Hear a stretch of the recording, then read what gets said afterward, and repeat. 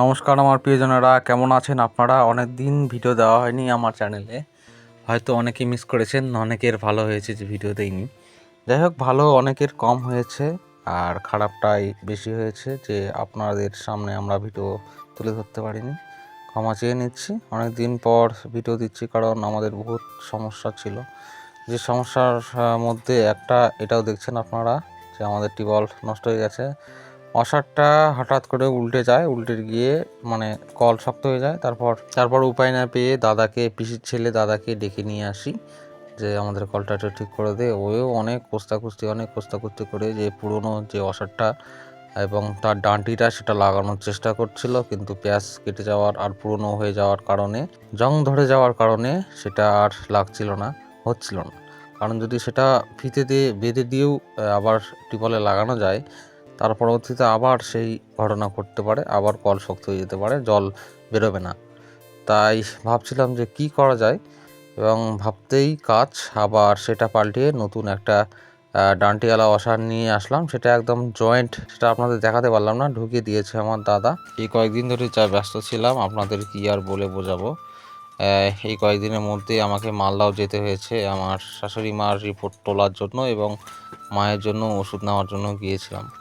এবং আসার পরেও আমাদের সর্ষে তোলা মানে রানিং ছিল, তাই সেটাকেও তোলা হলো, কারণ তোলার পর আবার ধান লাগাতে হবে। তার মধ্যে আমাদের নিরামিষ চলছে, আপনারা অনেকেই জানেন। এবার কন্টিনিউ ভিডিও করব সেটাই ভাবছি, এবং মিষ্টু সেটা আমাকে বলছে। আপনাদের সঙ্গে কথা বলতে বলতে আমাদের টিউবওয়েলটাও ঠিক করে ফেলেছে আমার দাদা, এবং জল ভালোই বেরোচ্ছে। মাঠে এসে দেখছি আমাদের শসার তোলা কমপ্লিট, মানে আমরা কমপ্লিট করেছি, এবং এতটাই খুশি যে কাজের চাপ অনেকটাই কমে গেল। কাজের চাপের জন্য অনেকটাই দায়ী ছিল এই সর্ষে তোলা কমপ্লিট, খুব খুশি এখন। সকাল সকাল মিষ্টু রান্না করেছিল হলুদ ছাড়া খিচুড়ি, কারণ আমাদের নিরামিষ চলছে, এবং খিচুড়িটা খেতে মোটামুটি ভালোই লাগছে। একদম খুব খারাপ না, খুব ভালোও না, এটাই বলবো, আর কি বলবো। আর মাও দেখো আমার দিকে তাকিয়ে আছে, মাও ভাবছে একদিন ধরে ভিডিও করেনি কেন আমার ছেলে। আর দেখো সন্ধ্যাবেলা মিষ্টু পড়তে বসে গেছে, মানে পড়তে এবং লিখতে। তার পরীক্ষা শেষ, মানে থিওরি পরীক্ষা শেষ, তার সঙ্গে ইন্টারনালও শেষ হয়েছে, এবং প্র্যাকটিক্যাল শুধু বেঁচে আছে, যেটা হবে আমাদের গঙ্গারামপুরে। আর থিওরি হয়েছে হিলিতে, এবং তার ইন্টারনাল পরীক্ষা হয়েছে তার কলেজেই, গার্লস কলেজে। কালকে আসে আমার বৌমার মানে ভাস্তারার বইয়ের মহাপ্রভুর ভোগ এবং ভোজ, এবং আজকে হয়ে গেল শ্রাদ্ধের সব কাজ।